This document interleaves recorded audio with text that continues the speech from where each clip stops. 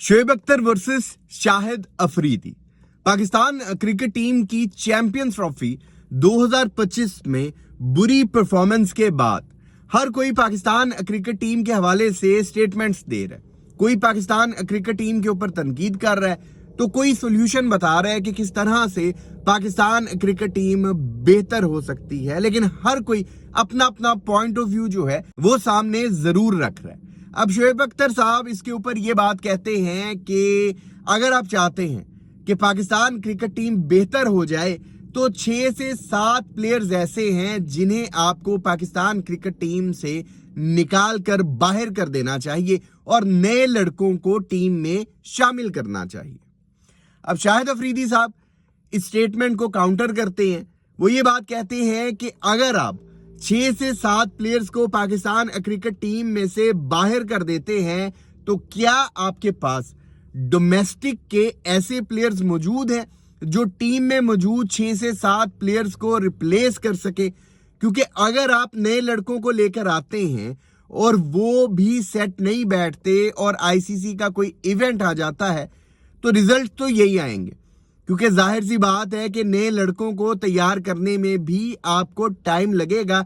तो ये कोई सोल्यूशन नहीं है जिस तरह से कहा जा रहा है कि टीम में से 6 से 7 लड़कों को बाहर कर देना चाहिए। चेंजिंग्स होनी चाहिए लेकिन इतनी ज्यादा नहीं, मतलब 1-2 प्लेयर्स जो हैं उन्हें आपको रिप्लेस कर देना चाहिए, उनकी जगह नए लड़कों को लेकर आना चाहिए। क्योंकि अगर तो आप नए लड़कों को लेकर आते हैं और वो भी आपको बुरी परफॉर्मेंस देते हैं, जो कि डेफिनेट चांसेस हैं कि वो भी बुरी परफॉर्मेंस ही देंगे, क्योंकि डोमेस्टिक लेवल पर आपके पास ऐसे प्लेयर्स, ऐसे नाम, ऐसे चेहरे मौजूद नहीं है जो इंटरनेशनल क्रिकेट में आकर परफॉर्मेंस दे पाए।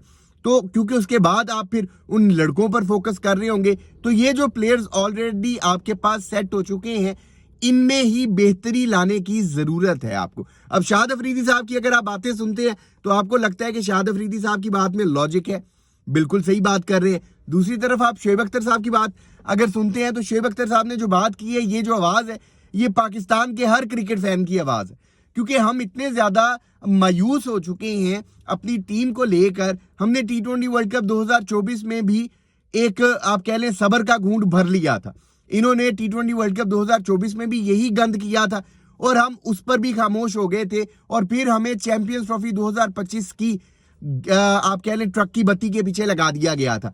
हमारे जो पीसीबी के चेयरमैन है मोहसिन नकवी साहब, उन्होंने पाकिस्तानी क्रिकेट फैंस को ये उम्मीद दिलवाई थी कि मैं एक बड़ी सर्जरी करूंगा, लेकिन हमने कोई बड़ी सर्जरी होती नहीं देखी सिवाय इसके कि कैप्टन तब्दील कर दिया गया। कैप्टन तब्दील हुआ, मोहम्मद रिजवान है। नो डाउट मोहम्मद रिजवान ने जो ऑस्ट्रेलिया वाली ओडीआई सीरीज खेली उसमें बेहतरीन परफॉर्मेंस दी टीम ने। उसके बाद जब आप साउथ अफ्रीका गए, साउथ अफ्रीका में भी पाकिस्तान क्रिकेट टीम ने साउथ अफ्रीका को साउथ अफ्रीका के होम ग्राउंड में व्हाइट वॉश कर दिया। तो जितने पाकिस्तानी क्रिकेट फैंस थे उन्हें एक एक्साइटमेंट हो गई, एक उम्मीद पैदा हो गई कि यार अब चैंपियंस ट्रॉफी 2025 में देखना पाकिस्तान क्रिकेट टीम क्या करेगी। बल्कि डिफरेंट जो टीम्स के फॉर्मर क्रिकेटर्स हैं उन्होंने ऐसी ऐसी आप कह लें कि स्टेटमेंट्स दी कि पाकिस्तान क्रिकेट टीम सबसे टफ टीम होगी। एक तो उनकी होम कंडीशन होगी, दूसरी अगर आप उनका प्रीवियस रिकॉर्ड देखें ऑस्ट्रेलिया वाला, साउथ अफ्रीका वाला, तो वो वहां पर ठीक ठाक जीत कर आ रहे हैं। लेकिन उसके बाद हमने देखा कि हमारे जो टीम सिलेक्शन करने वाले थे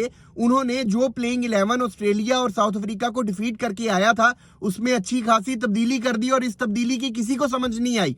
और उसका जो रिजल्ट आया वो हमारे सामने है कि 5 दिन के अंदर चैंपियंस ट्रॉफी 2025 से पाकिस्तान क्रिकेट टीम बाहर हो गई। तो उसके बाद अगर शोएब अख्तर साहब ये गुस्से में या जिस तरह भी आप कह लें स्टेटमेंट दे रहे हैं, तो शोएब अख्तर साहब की ये जो बात है ये तमाम पाकिस्तानी क्रिकेट फैंस की बात है।